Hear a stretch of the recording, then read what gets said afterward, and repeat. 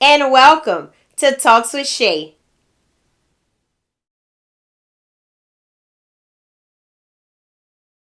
So today I would like to begin with reading from Psalm chapter 127 and verse 3.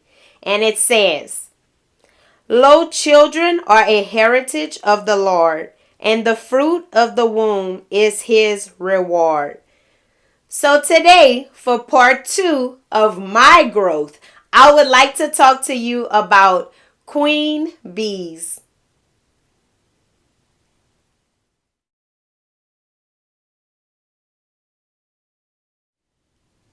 So queen bees is a group, right? That I started. So let me give you some history about queen bees. So we're talking about my growth, right? And this is something that I started doing a year ago, and it's part of Talks with Shay, growing with Talks with Shay. How Talks with Shay is actually expanding to reach other people in different areas of life. So when I think about even Queen Bees and how it got started, guys, oh my God. So I met a girl. Her name is Kayla Romero. If you remember, she was last month's the first Friday of the month. We interviewed her here as a foster parent. Well, she was fostering a little girl, and she felt like the little girl needed her own person, is in her words, how she worded it.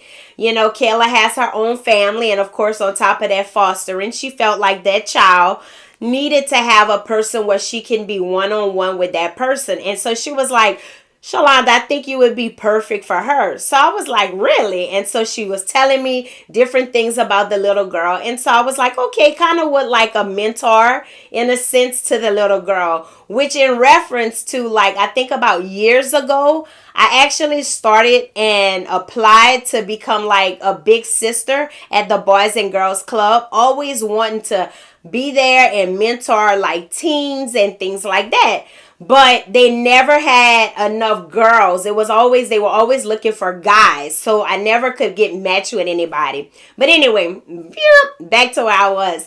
And so she was like being her mentor or whatever. So I was like, I would like that, to be able to pour into a child. And I know growing up, my teenage years were like some of the worst years of my life. And so I was like, I wish I had somebody there to per se mentor me in those years.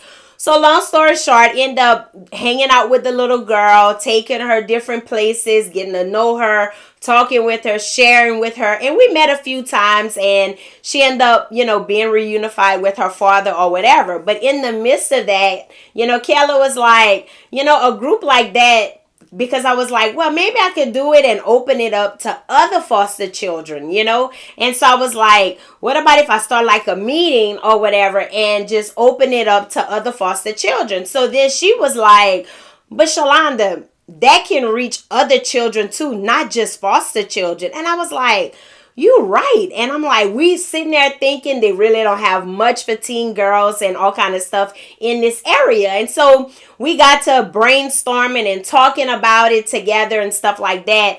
And so then that's where Queen Bees was developed. And I remember going to church and sharing it with my first lady, and she was like, I think that's a great idea and it's needed. And so it's always good for me to get that yes from and a stamp of approval, so to speak, from my pastor and his wife or whatever, because ultimately I want to do God's will, and so I want to do things that God want me to do. It's not always about me. I want it to be what God want me to do, because if he's satisfied, then I know it's going to work regardless to how many people it touch. So we end up, I ended up deciding on Queen Bees as it being the theme and the title for the group. And so, it just started. So I was like, okay, so then I got to praying about it. Okay, God, how do you want this to go? Praying more about it, I should say, and how I want this to arrange it and different things like that. So end up having meetings at the library. I started it and I was like, you know what? How often I'm going to do this? I'm like, monthly could be a lot for parents. So I was like, maybe once a quarter. And so it ended up falling in February. And so we started in February, the group. And I'm saying we, I guess I should say myself. But the idea started and we actually had our first meeting in February. So I asked my sister to join with me to help me. So she's been helping. Then my mom was like, I want to come. And so then my mom started coming, supporting the meetings as well. I even had the girls, I had shirts made for me and my sister for the first meeting. And so we had a little shirt with queen bees on it and a bee and all kind of stuff or whatever. And then I was like, you know what? I would like the girls, that come to be able to order a shirt. So then I had different shirts and I let them vote on what shirts and so that they would want. And so we had shirts made for the girls and then I made me another one to match the girls and then my sister got one, then my mom got one. And so it was like, okay. And so, the first meeting went on and in February of last year, 2023. And so it was like I shared my testimony with them. I seen tears, it was amazing. And so I guess a lot of them were shocked to hear some of the things that I've been through in my life. But I got very honest with them because I know where I was as a teenager and you feel like you're alone and all of this kind of stuff. And I wanted them to know that you're not by yourself. Like what you're feeling, you're not by yourself. And so I wanted it to be a safe space for them. I told them the things that we discussed there, I'm not going to tell y'all parents unless you're talking about harming yourself or harming someone else or something like that. But other than that, what we discussed in that meeting, I want it to be a safe place. Because ultimately, you guys, if we be honest with ourselves, sometimes the parents are the biggest issue that children have. Now, I'm not a parent, but to you parents that may be listening, that might have hit you a little hard and you might have said, ouch. But sometimes it's the God honest truth that the parents cause more stress on their children than the world outside of them does. And so, I want them to feel like they're okay coming there. We have foster children that come there. We have children that are not foster children that come there, and it's just beautiful. And so I decided, I'm like, okay, I want to bring people in, somebody from a different perspective to talk to them, to reach them, because everybody brings something different to the table. And so I decided, you know what? I'm going to start having speakers. And so what I did was every other meeting, I bring someone in. And so thus far, this past February made a year. I've had 2 speakers already. One of them was actually my mentor in February, my life coach mentor. And so I just was like, you know what?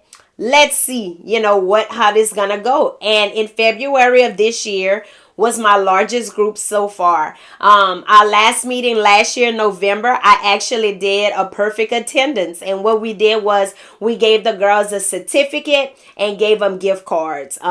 We purchased that out of our own money. Every month for every meeting, I buy something that has a symbol of a bee on it to give the girls to go home with a little something.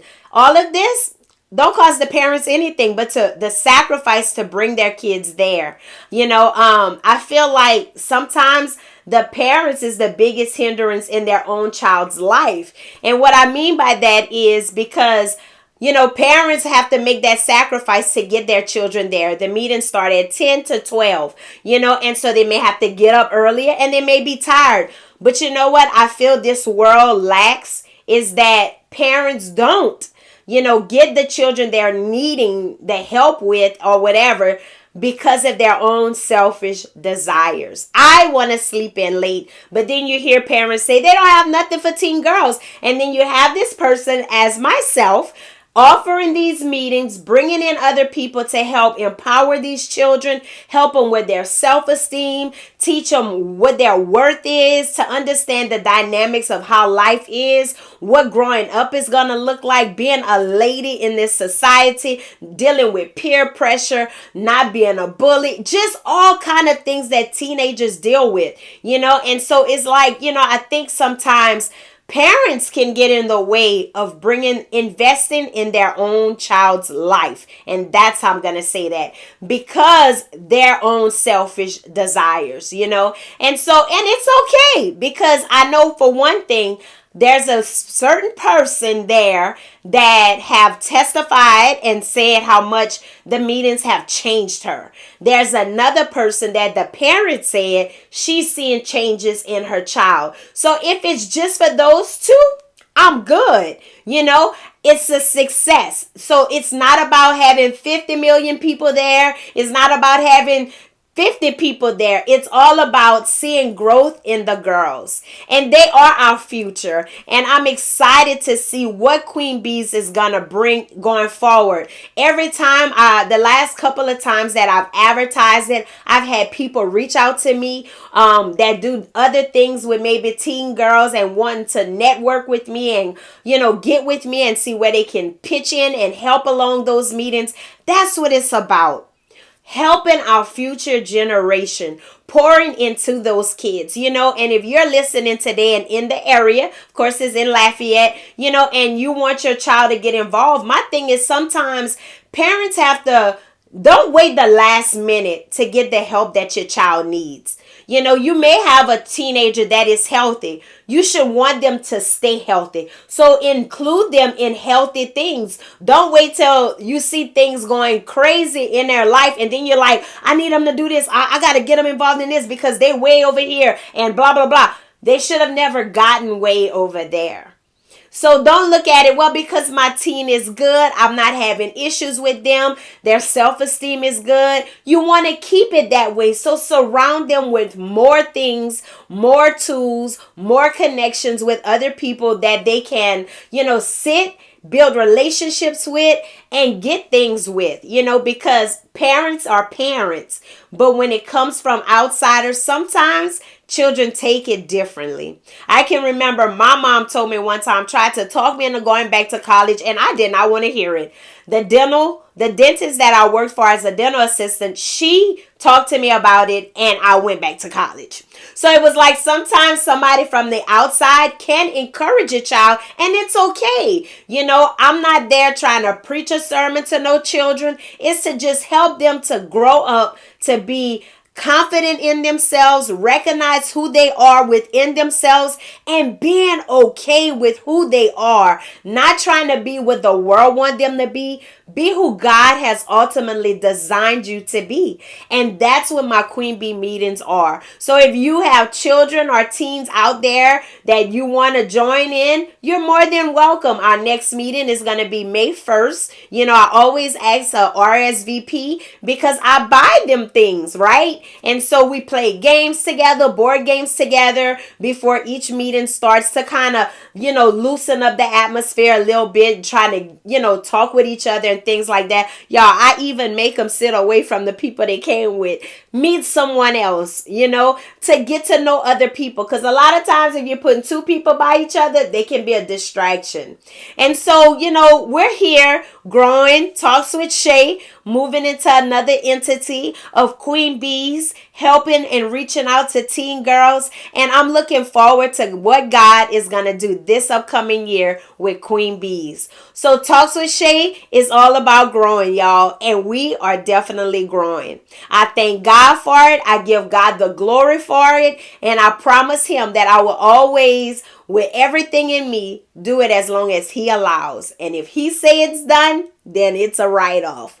But I hope something I said, encourage you to pour into your children. Find things that can help your children to grow. If they're healthy, it's important to keep them healthy. Plug them in things that is powerful for them, encouraging, and to help them to continue to be healthy teenagers moving forward. So until next time with Talks with Shay, y'all already know what time it is. Don't forget, check out my website at www.talkswithshay.org. You can subscribe to my videos on YouTube. Find me on Facebook. Like my page. Share my page. Invite your friends to like my page. And until next time with Talks with Shay, Shay is out. Y'all stay blessed.